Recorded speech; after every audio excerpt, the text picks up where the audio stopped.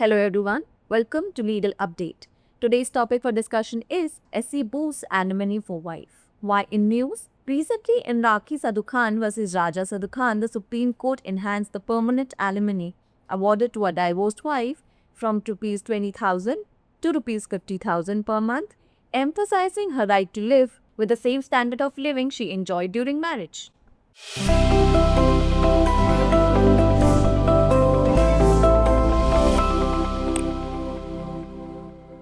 Background of the case: the couple got married in 1997 and separated in 2008. A son was born in 1998 who is now financially independent. The Calcutta High Court granted divorce on the grounds of mental cruelty and irretrievable breakdown of marriage. The High Court awarded Rs 20,000 per month as a permanent alimony with 5% increment every 3 years. The wife, remaining unmarried and financially dependent, challenged the alimony amount of the Supreme Court, citing the husband's better financial position. The husband is employed at the Institute of Hotel Management, Kolkata, earning around Rs 1.64 lakh per month and cited financial responsibilities towards his second family. What were the court observations? A bench of Justice Vikramnath and Justice Sandeep Mehta observed that the wife is entitled to maintenance reflective of the marital standard of living. The husband's income indicates his capacity to pay a higher amount. The revised amount of Rs 50,000 per month with 5% increment every 2 years accounts for inflation and the wife's dependence. The son's maintenance was not awarded as he is an adult, but inheritance rights remain intact. The provision involved is Section 25 of the Hindu Marriage Act 1955, which deals with permanent alimony and maintenance. The court may grant maintenance to either spouse, keeping in the mind the respondent's income, property, conduct, and the claimant's need. Judicial discretion is applied to ensure fairness and sustenance post-divorce. Maintenance aims at restoring similar standard of living, not mere subsistence. Today's practice question is: which factor is not generally considered for deciding alimony? Option A, standard of living. Option B, conduct of parties. Option C, age of children. And option D, religion of parties. Send us your answers in the comment section below. Supreme court ने पत्नी के गुजारा भत्ते को बढ़ाया। सबसे पहले देख लेते हैं चर्चा में क्यों है।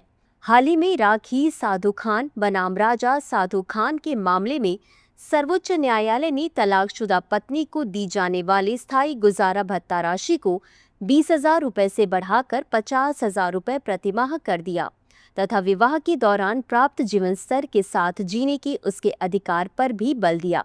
अब समझ लेते हैं मामले की पृष्ठभूमि। इस जोड़ी का विवाह 1997 में हुआ और 2008 में ये अलग हो गए। 1998 में इनके एक बेटे का जन्म हुआ जो अब आर्थिक रूप से स्वतंत्र है। कलकत्ता उच्च न्यायालय ने मानसिक क्रूरता और विवाह के अपूरणीय विघटन के आधार पर तलाक को मंजूरी दे दी और उच्च न्यायालय ने स्थायी गुजारा भत्ता के रूप में 20,000 रुपये प्रति माह देने का आदेश दिया था, जिसमें हर 3 साल में 5% की वृद्धि होगी। अविवाहित और आर्थिक रूप से आश्रित पत्नी ने पति की बेहतर आर्थिक स्थिति का हवाला देते हुए गुजारा भत्ता की राशि को सुप्रीम कोर्ट में चुनौती दी। पति कोलकाता के होटल मैनेजमेंट संस्थान में कार्यरत हैं, जिसकी मासिक आय लगभग 1.64 लाख रुपए है और उसने अपने दूसरे परिवार के प्रति वित्तीय जिम्मेदारियों का हवाला दिया है। अब समझ लेते हैं न्यायालय की टिप्पणी। न्यायमूर्ति विक्रमनाथ और न्यायमूर्ति संदीप मेहता की पीठ ने कहा कि पत्नी वैवाहिक जीवन स्तर के अनुरूप भरण पोषण पाने की हकदार है।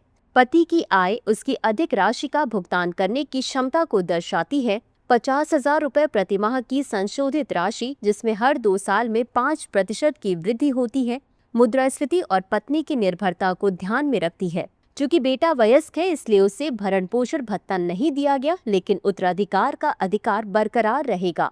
शामिल प्रावधान: धारा 25 हिंदू विवाह अधिनियम 1955 स्थायी गुजारा भत्ता और भरण पोषण से संबंधित है।